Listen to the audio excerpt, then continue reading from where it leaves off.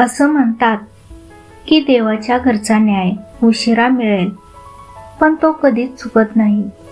आपण जे पेरतो तेच उगवतं. पण विचार करा, जर एखाद्या गरिबाची आयुष्यभराची कमाई, त्याची जमीन कुणी हडपली आणि तो न्यायासाठी कोर्टात उभा असेल, तर त्याला न्याय कोण देईल? कायदा की त्याचं कर्म?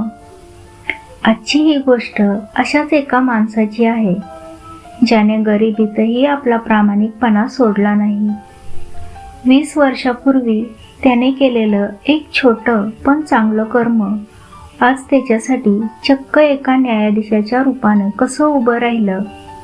जेव्हा खुद्द न्यायाधीश त्या गरिबाच्या पाया पडले, तेव्हा संपूर्ण कोर्टात सन्नाटा का पसरला.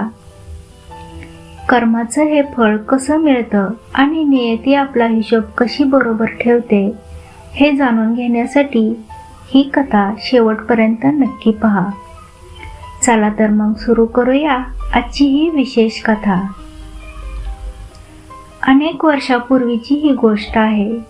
एका छोट्याशा गावात विनायक नावाचा एक शेतकरी राहायचा. विनायकचं आयुष्य कष्टाचं होतं. राहायला साधं कौलारू घर, अंगावर फाटके कपडे, पण मनाचं श्रीमंत इतकं की कोणाचं वाईट चितलं नाही. तो दिवसभर आपल्या छोट्याशा जमिनीत घाम गाळायचा आणि रात्री जे काही हाताला मिळेल त्यात समाधानी असायचा. एके दिवशी संध्याकाळी काम संपवून विनायक घराकडे निघाला होता. सूर्यास्त झाला होता आणि अंधार पडायला सुरुवात झाली होती. चालता चालता अचानक त्याच्या पायाला काहीतरी जड वस्तू लागली. त्याने वाकून पाहिलं तर मातीत अर्धवट रुतलेली एक चामड्याची जुनी पिशवी होती. त्याने ती उचलली आणि उघडून पाहिली तर त्याचे डोळे विस्फारले. त्या पिशवीत चक्क सोन्याच्या मोहरा गच्च भरलेल्या होत्या. विनायक क्षणभर थबकला. त्याच्या मनात विचारांचं काहूर माजलं. तो विचार करू लागला, या मोहरा जर मी घरी नेल्या तर माझ्या पिढ्यानपिढ्याचं दारिद्र्य संपून जाईल. मला पुन्हा कधीच कोणासमोर हात पसरावे लागणार नाहीत. माझ्या मुलांचं भविष्य उज्ज्वल होईल. पण दुसऱ्या क्षणी त्याच्या आतल्या आवाजाने त्याला टोकलं, विनायक, हे धन तुझं नाही. ज्याची ही पिशवी हरवली असेल तो माणूस आज किती काळजीत असेल, त्याच्या घरची काय अवस्था झाली असेल. विनायकने निर्णय घेतला. तो पिशवी घेऊन तडक गावच्या मध्यभागी असलेल्या सरपंचाच्या घरी पोचला. तिथे गावातील एक मोठा व्यापारी बसलेला होता, जो खूप रडत होता आणि म्हणत होता, माझं सगळं काही त्या पिशवीत होतं.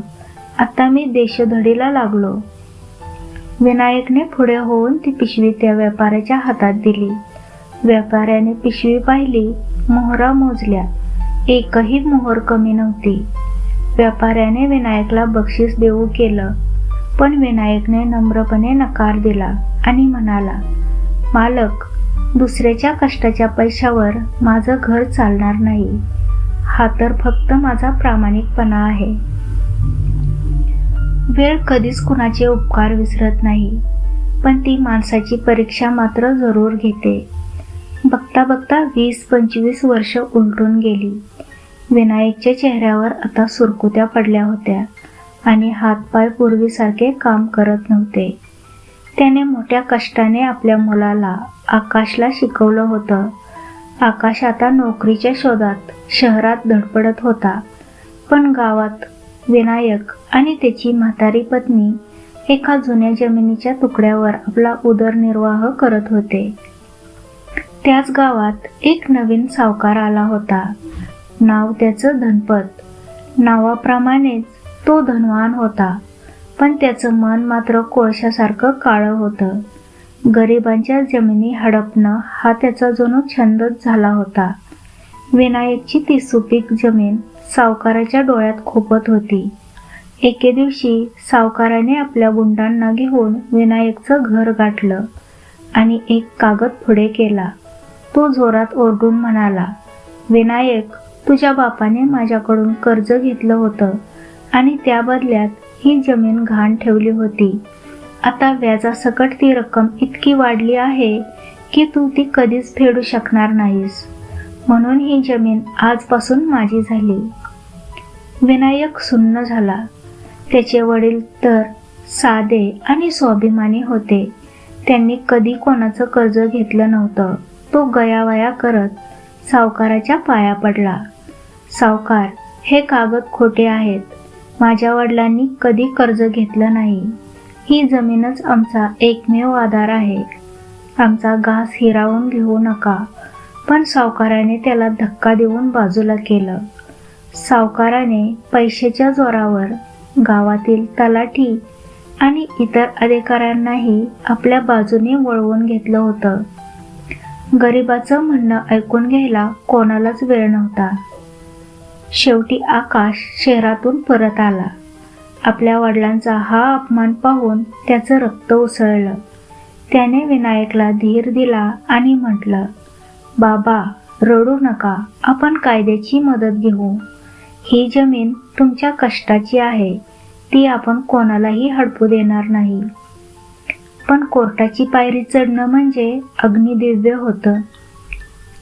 सावकाराकडे नामांकित वकील होते आणि विनायककडे होता फक्त त्याचं सत्य आणि प्रामाणिकपणा. प्रकरण जिल्ह्याच्या कोर्टात पोहोचलं. गावातले लोक म्हणू लागले, विनायक, सावकाराशी पंगा घेऊ नकोस, हरशील. पण विनायकच्या मनात एकच विश्वास होता की ज्याने आजवर साथ दिली तो देव आज नक्कीच काहीतरी चमत्कार करेल. कोर्टाची खोली लोकांच्या गर्दीने भरली होती. एका बाजूला महागड्या वकिलांच्या फौजेसह सावकार धनपत निजाशीत बसला होता, तर दुसऱ्या बाजूला विनायक आणि त्याचा मुलगा आकाश डोळ्यात आशेचा किरण घेऊन उभे होते. सावकाराच्या वकिलाने खोटे कागदपत्र सादर केले आणि जोरजोरात ओरडून विनायकलाच खोटं पाडण्याचा प्रयत्न केला. विनायकच्या पायाखालची जमीन सरकत होती. त्याला वाटलं आता सगळं संपलं. तेवढ्यात न्यायाधीशांनी प्रवेश केला. संपूर्ण कोर्टात शांतता पसरली. न्यायाधीशांनी चष्मा नीट केला आणि समोर उभ्या असलेल्या विनायककडे पाहिलं. विनायकचा चेहरा पाहताच न्यायाधीशांच्या हातातील पेन खाली पडलं. त्यांचे डोळे विनायकच्या चेहऱ्यावर खिळले होते. विनायकला काहीच समजत नव्हतं, पण न्यायाधीशाच्या मनात 20-25 वर्षापूर्वीचा एक जुना चित्रपट चालू झाला होता. न्यायाधीश आपल्या खुर्चीवरून उठले आणि सर्वांना आश्चर्याचा धक्का देत ते थेट आरोपीच्या पिंजऱ्याजवळ असलेल्या विनायककडे चालत आले. सावकाराला वाटलं की आता न्यायाधीश विनायकला कडक शिक्षा देणार, पण झालं उलटच. न्यायाधीशांनी विनायकच्या हातांना स्पर्श केला आणि घाईवरून म्हणाले, विनायक काका, तुम्ही मला ओळखलं नाही? मी त्याच व्यापाऱ्याचा मुलगा आहे ज्याची सोन्याच्या मोहरांनी भरलेली पिशवी तुम्ही 20 वर्षापूर्वी प्रामाणिकपणे परत केली होती. न्यायाधीश पुढे म्हणाले, त्या दिवशी तुम्ही जर ती पिशवी परत केली नसती तर माझे वडील कर्जबाजारी होऊन संपले असते.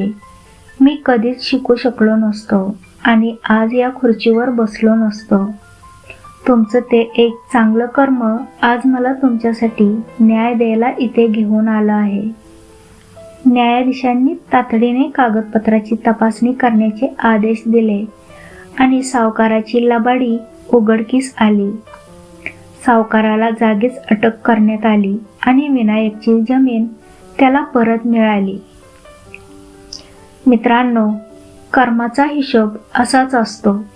विनायकने त्यावेळी गरिबीतही जो प्रामाणिकपणा दाखवला त्याचं फळ त्याला आज अशा रूपात मिळालं ज्याची त्याने कधी कल्पनाही केली नव्हती. म्हणूनच म्हणतात, पेराल तेच उगवेल.